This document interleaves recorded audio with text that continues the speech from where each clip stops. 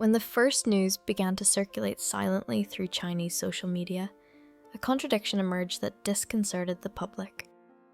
The impeccable image of a young artist, disciplined and loved by millions, was suddenly confronted with a dark reality that no one had foreseen.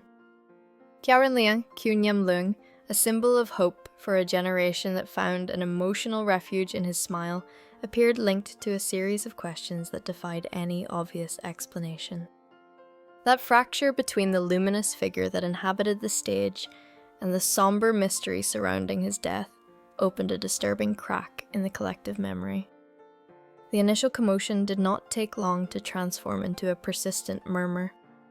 Hundreds of posts disappeared suddenly, images vanished from forums, and comments attempting to provide clarity were eliminated without prior warning.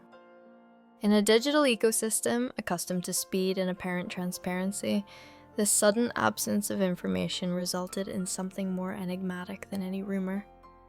The sensation that something significant was being kept out of public view began to sink deeply among users, who recalled other similar cases marked by abrupt silences and inexplicable farewells. At the same time, Qiao Renliang's name returned to the center of the conversation with a force that seemed to contradict the passage of time. His trajectory had developed between two opposing worlds, the competitive rigor of sports and the emotional intensity of show business. He'd been a nationally recognized athlete and, later, a singer and actor whose stage presence managed to move even those who barely knew his work. His personal story, marked by discipline, sensitivity, and a constant desire for self-improvement, made his premature departure a blow impossible to assimilate. At 28 years old, when everything indicated that his career was advancing toward a decisive artistic maturity, his death presented itself wrapped in a dense veil of uncertainty. Official versions attempted to offer a concise explanation, but the accumulation of anomalous details, the inconsistencies perceived by followers, and the atmosphere of prudent silence that surrounded the case further fueled the unrest. The public began to wonder if the tragedy obeyed solely a silent emotional process, or if there were hidden factors that no one dared to mention. The issue did not reside solely in the abrupt end of a promising life, but in the bewilderment that accompanied it. Between the sincere tributes and the growing whirlwind of doubts, a need emerged to understand what was hidden behind that abrupt contradiction between the public light and the private shadow. But behind the glamour and the excuses, what mechanisms truly drive this crisis? We will analyze every detail, from the initial errors to the irreversible damages, to see how the entertainment world functions and how an icon is redefined. The story of Qiao Renliang cannot be understood solely through the public flashes of his career, because his life was molded by a singular combination of discipline, early responsibility, and a deep sensitivity that he rarely showed openly. To understand the origin of the emotional storm that would end up enveloping him in his final years, it is necessary to return to the first chapters of his existence, when the frequent absence of his father forced young Qiao to assume a role of premature independence within a family that, despite its economic stability, was marked by prolonged silences and continuous farewells. That early solitude, which he filled with school activities and enthusiasm for sports, gradually turned into a rigid emotional structure destined to endure pressure without crumbling. The encounter with coach Li Tuvan, represented a fundamental turn in his personal development. She knew how to recognize exceptional talent in that thin teenager, but also a character capable of withstanding relentless training. Under her supervision, Qiao discovered demand and rigor as mechanisms of identity. Every jump, every fall, every additional minute on the track reinforced in him the idea that effort was the only legitimate way to exist. This trait, admirable in appearance, would later become a double-edged sword, because one who gets used to always performing to the limit usually loses the capacity to express fatigue or ask for help. During his high school years, while his classmates scattered among leisure activities, Qiao chose to remain alone on the training track until the sun began to fade behind the buildings. That physical solitude was also emotional. The need for perfection led him to compete with an idealized version of himself, a shadow that always seemed to demand a little more, even when the body had already reached its limit. His national victory at 16 years old not only confirmed his promising future in sports, but also consolidated a system of expectations from which he never managed to escape. The press celebrated him, his coaches pushed him, and the public looked at him as a prodigy whose trajectory was to ascend without deviations.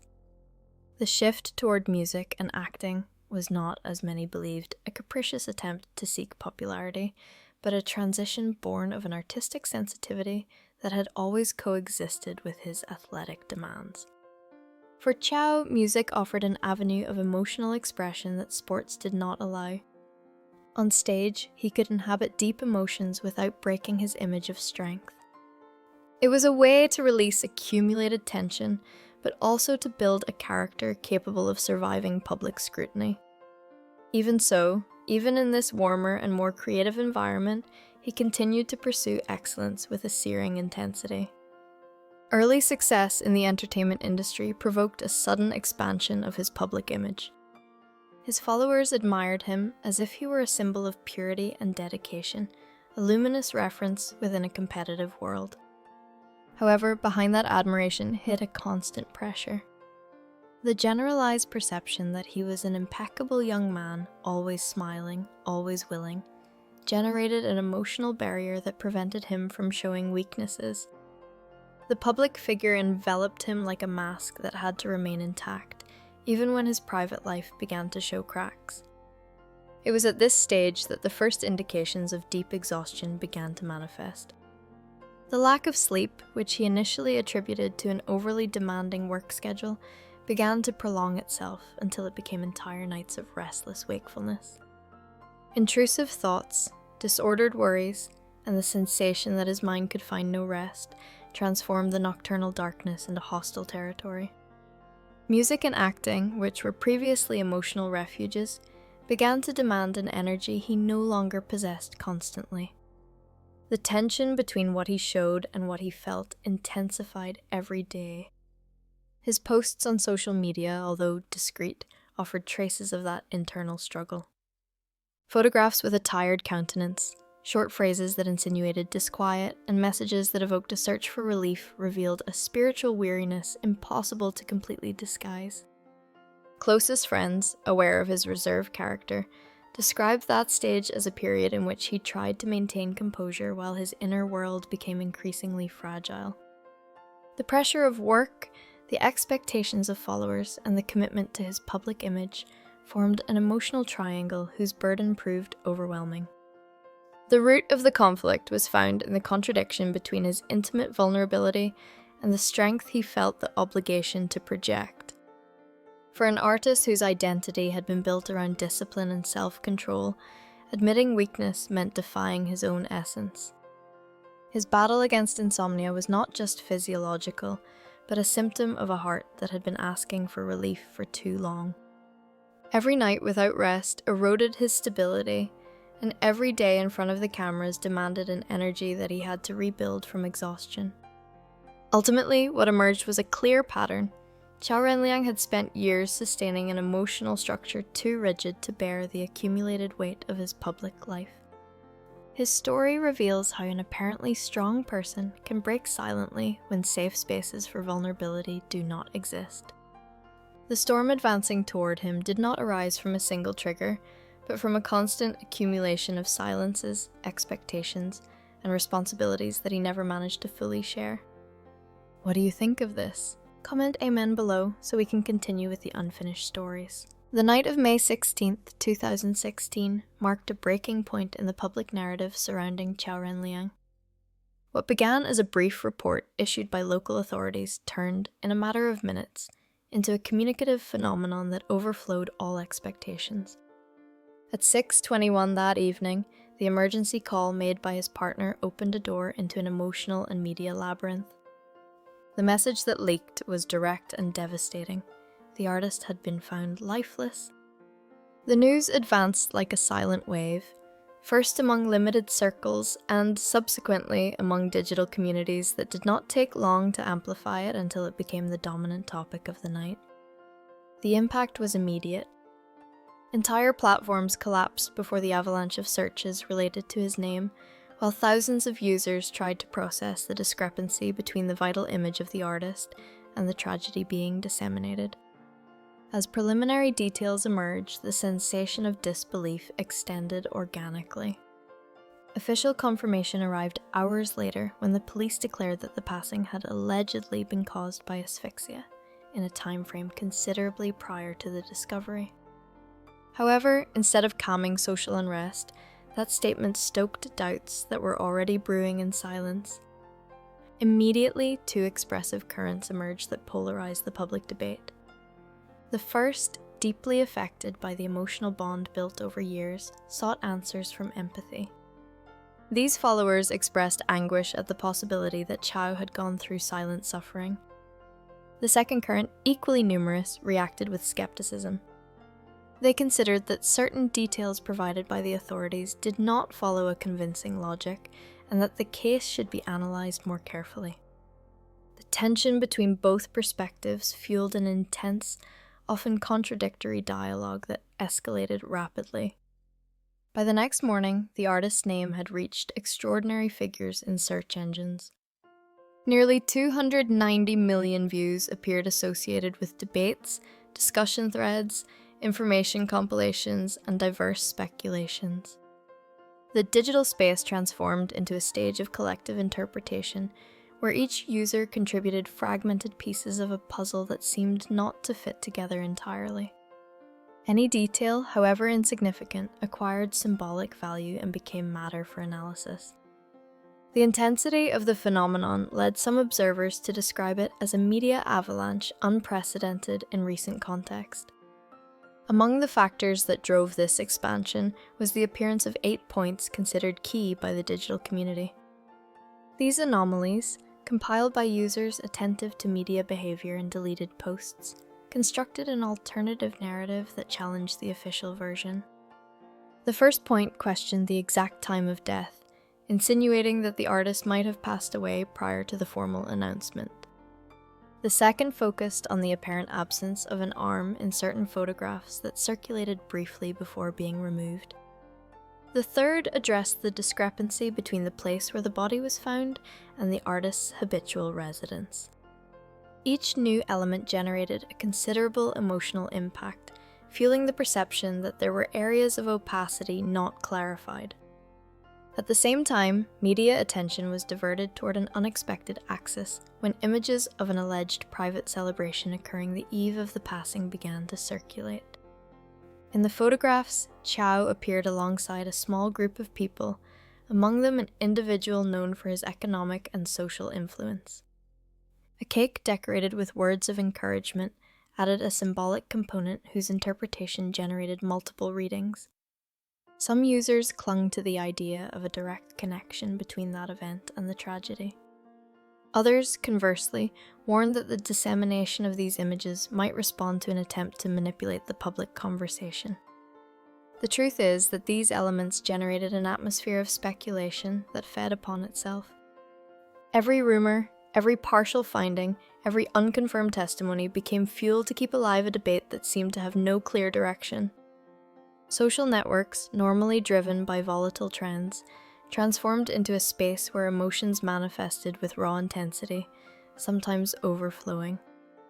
Collective pain mixed with suspicion, and that mixture produced an unpredictable emotional climate. Within this whirlwind of reactions, the figure of the family and the artist's close associates acquired a painful nuance. Parents, friends, and colleagues attempting to process their own loss found themselves exposed to public questioning that overflowed any reasonable limit. Some were accused of keeping silent deliberately. Others faced criticism for gestures interpreted as insensitive or ambiguous. In the midst of the confusion, the idea that any word could be misunderstood generated an understandable withdrawal. Despite this, social pressure continued advancing like an unstoppable current. Traditional media also played a significant role. Blunt headlines, fragmented analyses, and partial reports contributed to intensifying the sensation of uncertainty. The search for scoops caused unverified information to circulate, which later had to be corrected or withdrawn. This sway between affirmations and rectifications undermined public trust and reinforced the perception that a veil of confusion existed around the case. The media conversation, instead of consolidating a coherent account, transformed into a mosaic of voices competing to define the truth. The accumulation of these elements turned the case into a social phenomenon that far exceeded the individual figure of Qiao Renliang. A collective narrative developed that revealed the internal tensions of a society accustomed to living with uncertainties and institutional silences. The artist's death acted as a catalyst for a social sensitivity that sought immediate answers despite the complexity of the context. In this way, the public reaction reflected not only pain, but also a deep need to understand and classify what had occurred. Finally, what became clear is that the media avalanche was not born solely from the emotional impact of the news, but from the interaction between doubt, empathy, speculation, and accumulated distrust. It was the reflection of a society that, upon facing the loss of a luminous figure, desperately sought an explanation capable of reconciling all the scattered fragments of the story. In that intermediate space between emotion and uncertainty, the public conversation found its most intense point, and perhaps its most revealing moment. When the digital noise began to diminish slightly, what remained on the surface was a collective feeling of bewilderment. Media pressure had reached a critical point, and the fragments of information circulating in all directions configured a scenario practically impossible to decipher. In that dense atmosphere, attention turned to the most sensitive elements, the intimate details of Qiao Renliang's emotional state, the voids in medical documentation, and the complexity of the events that preceded his death. What emerged was a breaking point, a moment in which the public narrative and the private reality collided with painful intensity. The family, upon facing the first formal questions, confirmed that the artist had suffered from severe insomnia for several years. It was not a matter of sporadic episodes, but of prolonged periods in which he spent entire nights without rest, observing how dawn arrived without offering relief. On occasions, according to their accounts, he resorted to telephone conversations with his mother to find an emotional balance that allowed him to stay on his feet. However, those calls, which intended to be a respite, revealed a deep exhaustion that he tried to disguise under a calm tone. The reality is, that chronic sleep deprivation had led him to a state of extreme vulnerability. That acknowledgement by the family quickly clashed with the absence of detailed medical records that could reinforce the official version. The lack of transparency further fueled the sensation that there were aspects not clarified. Authorities insisted that treatment related to episodes of anxiety and depression had been administered under professional supervision, but the complete documents were never made public. For followers, the empty figure of hidden reports transformed into a central argument to question the definitive version of the facts. The presence of visible injuries in previous photographs observed by some attentive admirers generated another line of concern. Explanations offered by the pertinent organizations suggested that those marks were a consequence of intense filming or episodes of self-harm linked to emotional deterioration. Nevertheless, those who had worked with him insisted that Qiao was someone who rarely showed external signs of conflict, which opened again a margin of ambiguity. Between official information and personal perceptions extended an empty terrain difficult to reconcile. The turning point arrived when the police investigation formally declared that the cause of death had been suicide by asphyxia. The declaration intended to put an end to speculations, but it produced the opposite effect. Some voices considered that the described method did not coincide with the natural survival impulses of the human being, especially in extreme moments. Experts consulted by the media added that, in similar circumstances, the instinctive reaction would be to fight against the lack of air, which seemed incompatible with an end described as lacking clear signs of resistance. That contradiction strongly fueled the sensation that the case had not been investigated exhaustively.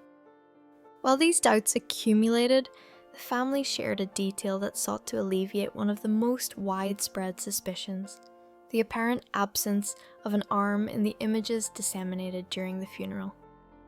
They explained that severe inflammation of the upper limb had led those in charge of preparing the body to cover it partially with flowers to avoid an overly strong visual impact.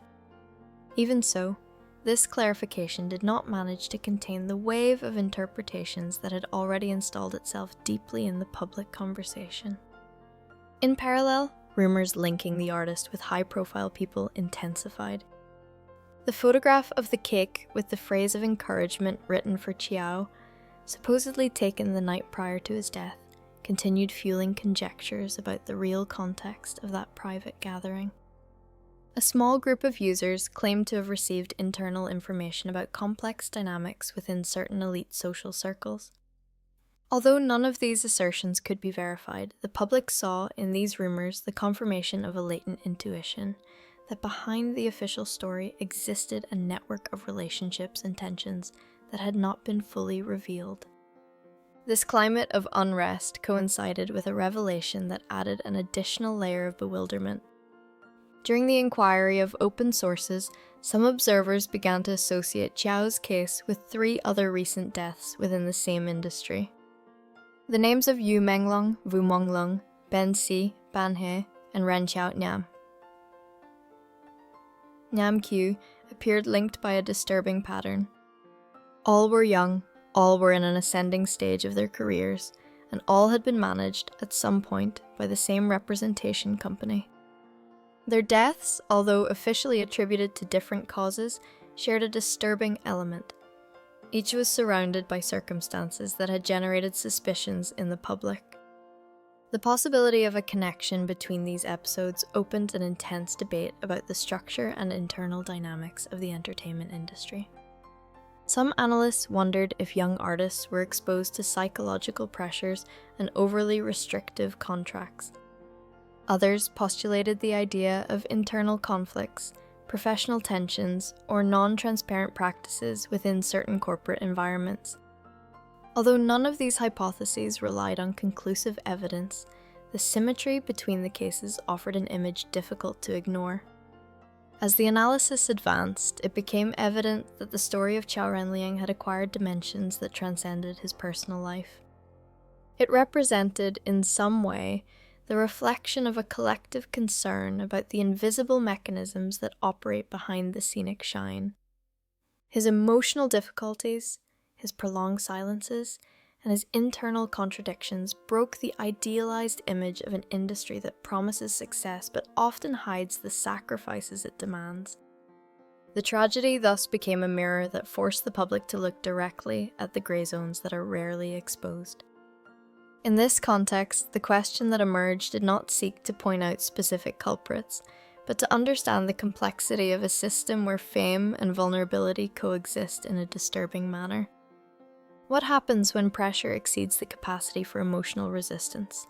What occurs when support mechanisms fail or are silenced? And above all, what truths remain hidden behind official narratives that seem incapable of answering all the doubts? The answers, in reality, continue dispersed among fragments of testimonies, incomplete documents, and public perceptions that intertwine with desires for justice, curiosity, and empathy. What remains is a deep sensation that the story has not yet revealed all its layers. But whether these tragedies were mere coincidences or signs of something still hidden, only time will be able to reveal it. Observing the life of Qiao Renliang from the distance that time concedes reveals a narrative marked by deep contrasts. His trajectory, illuminated by early achievements and by a talent that seemed to expand without limits, ended up converted into a silent symbol of the tensions that accompany fame. What remains today is not only the echo of his voice, nor the images of his most remembered performances, but the emotional imprint of an existence that was extinguished before being able to show its full maturity. His farewell generated a fracture that still fails to close, because his story continues resonating in those who saw in him much more than a promising artist. The reflection that arises from his journey invites one to observe carefully the world that surrounded him. The entertainment industry, with its seductive shine, is also a space where demands can transform into unsustainable burdens. Constant visibility turns every action into a public exhibition, and vulnerability into a risk that many prefer to hide. In his silence, Qiao pointed out the need to understand that apparent strength does not always reflect the interior state of those who live under the public gaze. Expectations, the speed of success, and the lack of spaces to express fragilities can mold an emotional storm that grows without being noticed. The impact of his death triggered a process of collective introspection.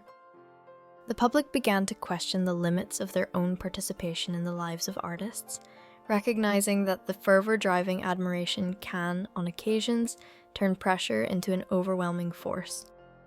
The conversation around mental health acquired an unexpected prominence, reminding us that even those who seem to live wrapped in light need genuine and accessible emotional support.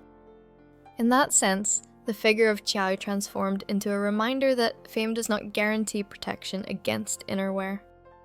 His legacy has been kept alive, thanks to those who decided to remember him from serenity and respect.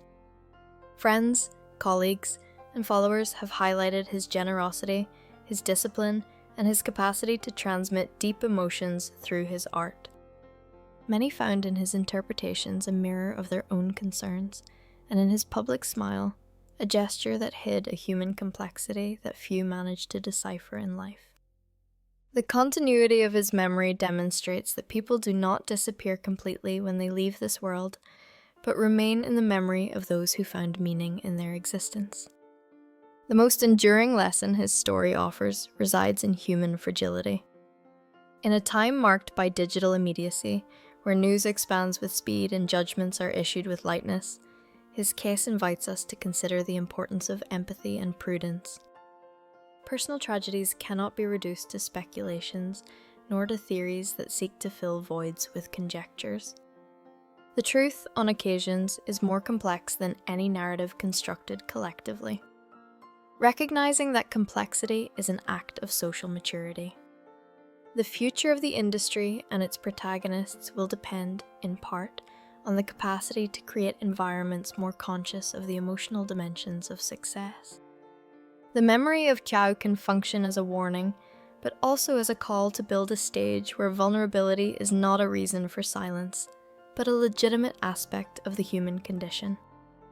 Those who continue their path in the world of show business carry the responsibility of transforming these lessons into actions that protect the generations that will come. Ultimately, the question that many formulated after his departure remains open. The circumstances that surrounded his death continue wrapped in divergent interpretations, and perhaps a definitive answer will never be reached. However, his life offers an indisputable certainty. Even in the midst of uncertainty, the impact of a human being can transcend the limit of the known.